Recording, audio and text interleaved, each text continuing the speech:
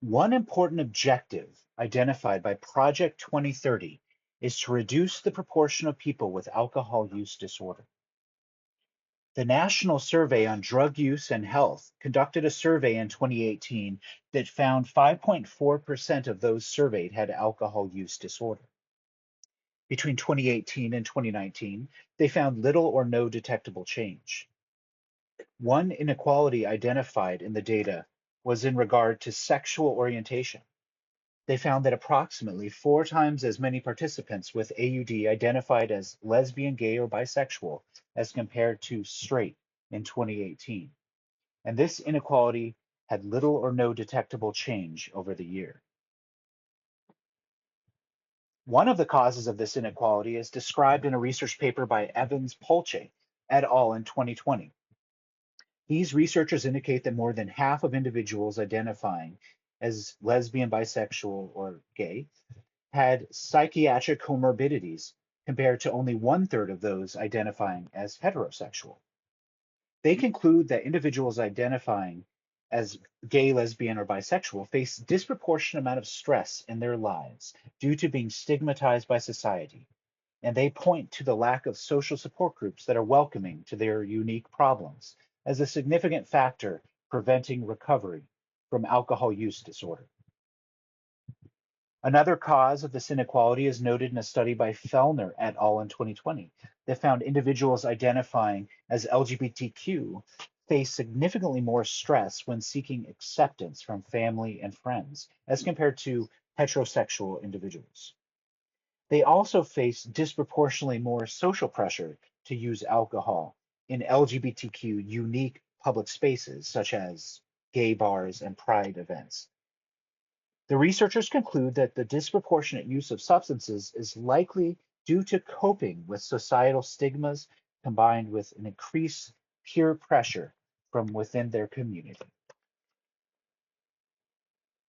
In order to effectively address the problem of alcohol use disorder that disproportionately affects the LGBTQ community, we can use the framework of the socio-ecological model of health promotion. The socio-ecological model recognizes the interaction between individuals and their environment over time and in various contexts. For instance, we can use this model to address the problem of disproportionate alcohol use in the LGBTQ community at the individual, intrapersonal, community, and policy levels. At the individual level, we recognize that alcohol use disorder is a behavior that has been developed by personal choices over time that can be overcome through individual behavior modification or medical treatment. However, the socio-ecological model allows us to recognize this behavior cannot be adequately understood from the individual level alone. We must also include an analysis of the interpersonal level, where individual behaviors have been shaped by family upbringing and friends. If the family is dysfunctional, they may seek to escape the stress by use of alcohol. But if the family is supportive, it may encourage them to pursue a more healthful lifestyle. From the community level, we recognize that their behavior is shaped by social groups with which they interact. For instance, a harmful peer group may pressure them to engage in risky behaviors and substance use, while a positive peer group may have the opposite effect. At the policy level, rules and societal norms shape the behavior of the individual. Advertising by alcohol companies may disproportionately target one community, and government policies that discriminate may disproportionately increase their stress. And public funding for AUD programs may encourage individuals to avoid alcohol and seek treatment. Research by Volkow and Blanco in 2023 indicates that treatment of substance use disorders must also be addressed from multiple levels and perspectives. For instance, they indicate that motivational interviewing can be effective in the short term to encourage individuals to change their behavior. But in the long term, individuals often relapse if social or family influences are not addressed. To address these interpersonal and community influences, they recommend 12-step programs, which provide an individual with a community support group and mentors that encourage behavioral change. They also recommend that alcohol use disorder be addressed as a chronic problem rather than a one-off. This recognizes that substance use disorders cannot be addressed in a single session, or sometimes even in years of treatment.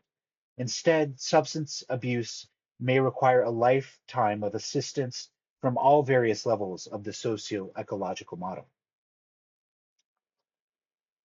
One gap in the socioeconomic model is that health providers themselves may be a barrier to effective treatment. A study by Wolf et al. In 2021 recommends clinicians must be able to address the unique stressors faced by the transgender people and promote alternative means of coping. They recommend treatment should include programs uniquely tailored to the needs of their community and that affirm their identity. They also recommend that healthcare providers should be specifically trained to confront discrimination and develop coping mechanisms to overcome discrimination. Furthermore, they recommend community programs that are directed by LGBTQ identifying individuals to provide an ideal environment that is comfortable and safe to help build coping skills and harm reduction. Within the framework of the socio-ecological model, motivational interviewing can play an important role to guide individuals with AUD to change their behavior. Motivational interviewing starts with listening carefully to what the client is saying and avoiding unsolicited opinions.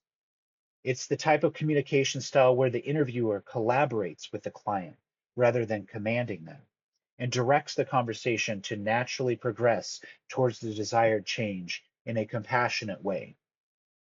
When engaging an individual with alcohol use disorder, it is important to remain non-judgmental and empathetic to the challenges they face in their life. Rather than telling them that they should stop drinking, it's better to ask open-ended questions that provide the client space to discuss the problem in their own way. It is important to affirm the client's success or challenges in their struggle with alcohol use and praise their accomplishments rather than criticize their mistakes. It is also important to regularly repeat back what the client said to confirm you understand them correctly. This shows that you are really listening to them and taking a genuine interest in their concerns.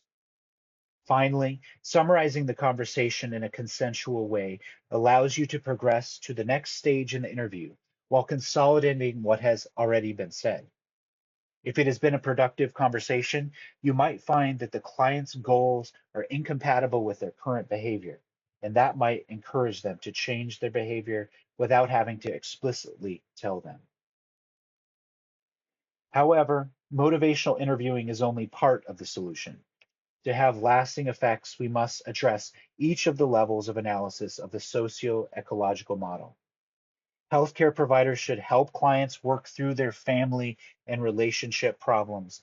They should be encouraged to participate in community support programs, such as a 12-step program. These community and peer support groups should include people that share their individual identities, and providers should strive to become more culturally competent. Finally, it is important to advocate for policy changes, such as reducing advertisements for alcohol and increasing public acceptance of the LGBTQ community to remove the societal stressors that disproportionately influence their substance use.